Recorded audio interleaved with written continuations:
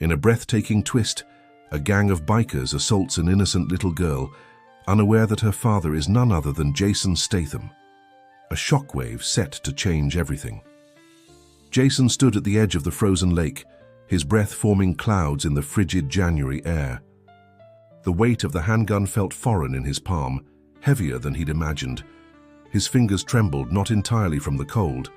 Behind him, the headlights of his pickup truck carved twin beams through the darkness, illuminating the swirling snow. "You don't have to do this," said Lily, her voice barely audible above the howling wind.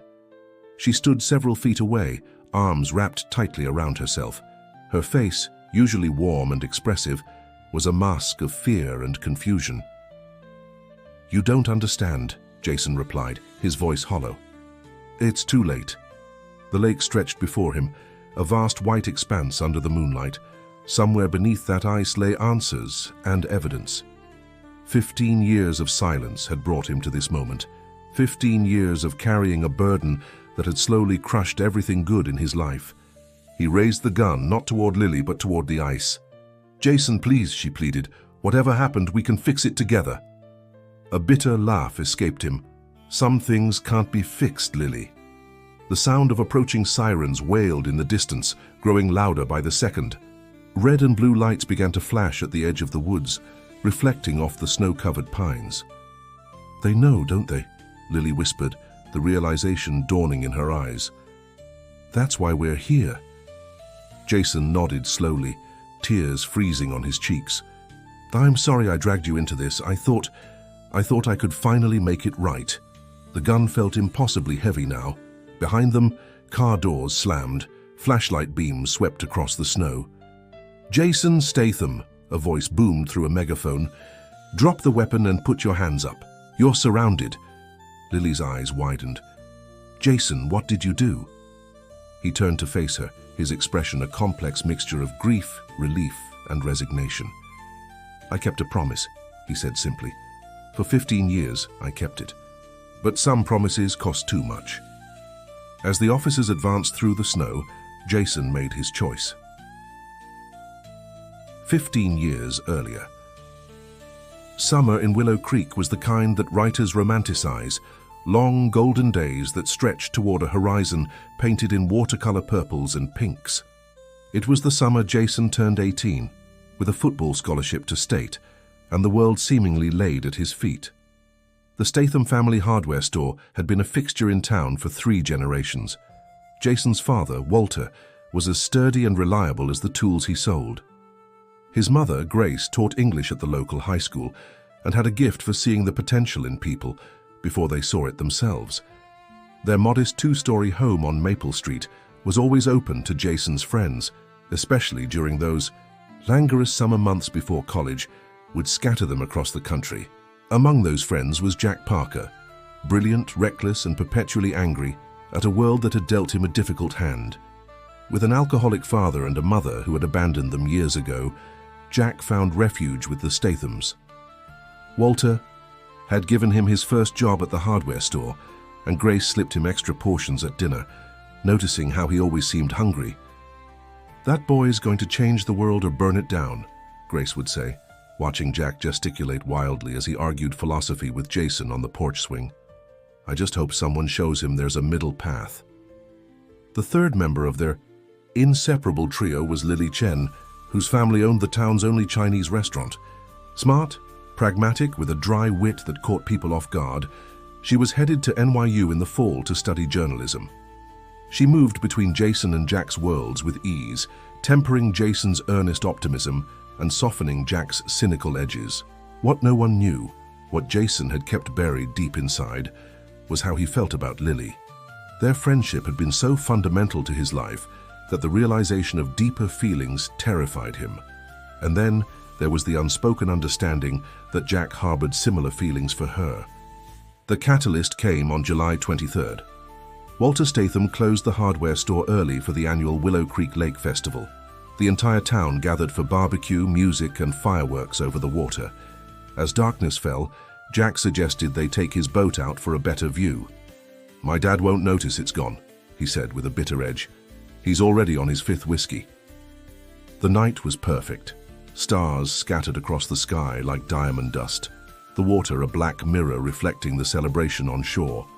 They anchored in a secluded cove, passing a bottle of stolen bourbon between them. To the future, Jason toasted, the liquor burning down his throat. To escaping this place, Jack countered. To staying. Exactly who we are, Lily said, her eyes reflecting the distant fireworks. Later, Marcus would remember how the colored lights played across her face, how the summer air smelled of pine and possibility. He would remember Damon's increasingly dark mood as the bourbon level dropped, his bitter commentary about the Pinewood elite who would never accept him regardless of his academic achievements. He would remember the argument that started over something trivial and escalated into years of resentment spilling over. He would remember standing up too quickly, the boat rocking violently, Eliza trying to intervene, Damon pushing her away harder than he intended. And then the splash, the sudden terrifying silence. The water was cold despite the summer heat. Marcus dove in without thinking, calling Eliza's name into the darkness. When he surfaced, gasping, Damon was frozen in horror. "I can't see her," Marcus shouted. "Help me find her." They searched frantically, diving again and again. The minutes stretched into an eternity. When Marcus finally found her, she wasn't moving, her body unnaturally still in the black water. He pulled her to the surface, dragged her onto the boat. His trembling hands performed CPR, desperately pressing against her chest, breathing air into her lungs. "Come on, Eliza," he begged. "Please, please wake up." Damon paced the small deck, hands clutching his head. This isn't happening. This isn't happening. But it was. No matter what Marcus did, Eliza remained still. The girl who had always been full of life and sharp observations lay silent, water dripping from her hair. "We have to call for help," Marcus said finally, his voice breaking. "It's too late," Damon whispered. "She's gone." The realization hit them like a physical blow. Their friend was dead. Their actions, their stupid, drunken argument, had led to this unthinkable outcome. "My father will go to prison," Damon said, his face ashen. "The boat, the alcohol, they'll say it was his fault for being a negligent parent, and they won't be wrong." "We need to tell the truth," Marcus insisted. "It was an accident." "The truth?" Damon laughed, a hollow sound. "The truth is, I pushed her. I didn't mean to, but I did. You think anyone will believe that? The troubled kid from the wrong side of town." The weight of the decision pressed down on them, heavier than anything 18-year-old boys should bear. With shaking hands and tears streaming down their faces, they made a choice that would define the rest of their lives. They weighted her body and let it sink to the bottom of Pinewood Lake. "No one can ever know," Damon said, his voice barely audible. "We take this to our graves." Marcus nodded, too shocked and grief-stricken to argue. They concocted a story. Eliza had decided to take a late bus to New York, eager to explore the city before orientation. They had helped her pack, walked her to the bus station. The search began 2 days later when her parents reported her missing. The town organized volunteers, combing the woods, putting up flyers. Marcus and Damon joined every search party, their faces masks of concern hiding the crushing guilt beneath. Summer ended. Marcus deferred his scholarship, unable to leave while the search continued. Damon, surprisingly, went to MIT as planned. "Life has to go on," he told Marcus, his eyes empty. "That's our punishment." Gradually, the intense search faded. The prevailing theory became that Eliza had run away, perhaps to escape the expectations of her traditional family. Only her parents maintained that something terrible had happened to their daughter. They eventually moved away, unable to bear the pitying glances from neighbors. The promise of silence bound Marcus and Damon together more powerfully than their friendship ever had. Even as they grew apart over the years, communication reduced to terse holiday cards and occasional stilted phone calls, the secret remained between them, unspoken but ever present. Marcus never left Pinewood. He took over the hardware store when his father's health declined, living in the apartment above it. He dated occasionally, but relationships inevitably faltered when women sensed the wall around his heart. Damon became exactly what everyone expected, brilliant and successful, with a cutting-edge tech company and a reputation for ruthless business practices. His rare visits to Pinewood were brief, uncomfortable for both of them. For 15 years, the weight of silence gradually crushed Marcus's spirit. And then, last week, everything changed. The lake had partially drained due to a construction project, revealing secrets long hidden beneath its waters. Among them was a silver charm bracelet that a construction worker found embedded in the silt. Marcus recognized it immediately from the newspaper photo. He had given it to Eliza for her 18th birthday, each charm representing a shared memory. That same day, Detective Rayner Ortiz knocked on his door. New to Pinewood, she had reopened several cold cases, including Eliza's disappearance. "I've been reviewing the statements," she said, studying his face. "Yours doesn't quite add up, Mr. Sullivan." "That was 15 years ago," Marcus replied, his mouth dry. "Memory gets fuzzy." "Funny thing about memory," Ortiz continued. "Sometimes it's the lies we remember most clearly because we've rehearsed them so often." She left her card on the counter. "Call me when you're ready to tell the truth." That night, Damon called for the first time in years. "They found something, didn't they?" he asked without preamble. "Her bracelet," Marcus confirmed. A long silence followed. "I'm sending you a plane ticket," Damon finally said. "Come to Boston. We'll figure this out." Marcus didn't take the ticket. Instead, he went to the lake every day, standing at the edge, remembering. The guilt that had been his constant companion for 15 years crystallized into something more painful, the recognition that he had failed not just Eliza, but himself. He called Detective Ortiz 3 days later. "I need to tell you what really happened," he said. "I'm listening." "Not over the phone. Meet me at Pinewood Lake tonight. I'll show you where she is." After hanging up, he called Damon. "I can't do this anymore," he said simply. "Don't be stupid," Damon hissed. "We had an agreement." "She deserves justice, Damon. Her parents deserve to know what happened.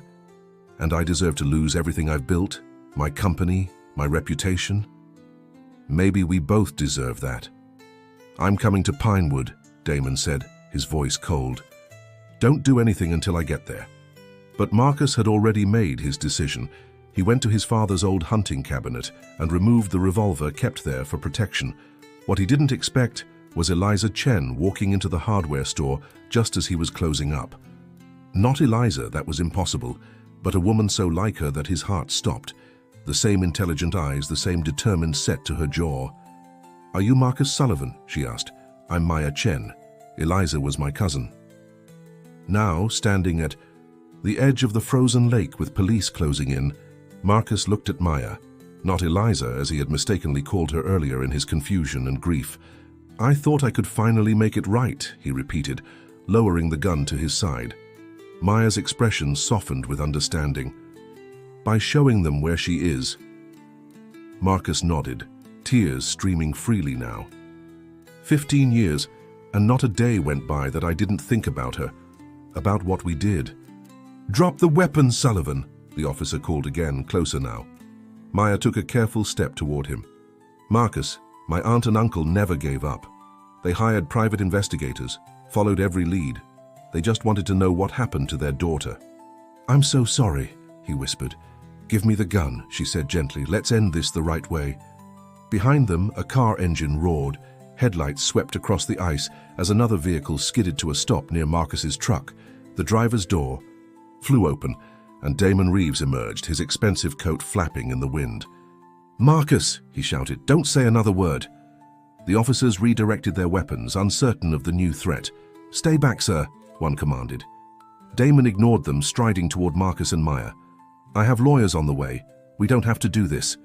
Marcus looked at his old friend, the boy he had protected, the man he had enabled. "It's over, Damon." "Nothing is over until I say it is," Damon snarled, reaching inside his coat. Several officers shouted warnings. Maya stepped in front of Marcus instinctively. "Get down!" Marcus yelled, pushing her aside as Damon pulled out not a weapon but a thick envelope. $20 million, Damon said, his voice cracking with desperation. Enough to make this go away, enough to compensate her family. Please, Marcus. For a moment, the only sound was the wind whistling across the ice. Then Marcus slowly shook his head. Some debts can't be paid with money, he said quietly. He turned to the nearest officer. I'm ready to make my statement. The detective stepped forward. Reina Ortiz, her expression solemn but not unkind. Both of you are under arrest for the death of Eliza Chen and the concealment of evidence. As they were led to separate patrol cars, Maya approached Detective Ortiz. Can I have a moment with him? Please? Ortiz hesitated, then nodded. Maya walked to where Marcus stood in handcuffs. Why now? She asked. After 15 years, why come forward? Marcus looked out at the lake, then back at her. Because the weight of silence was killing me bit by bit, because Eliza deserved better than to be forgotten. She wasn't forgotten, Maya said softly. Not by her family, not by you either, it seems. No, Marcus agreed, never by me. As he was guided into the patrol car, Marcus felt something he hadn't experienced in 15 years. Not freedom, certainly not peace, but the first step toward whatever comes after atonement. The weight of silence had been crushing. The weight of truth would be its own burden, but one he was finally ready to bear.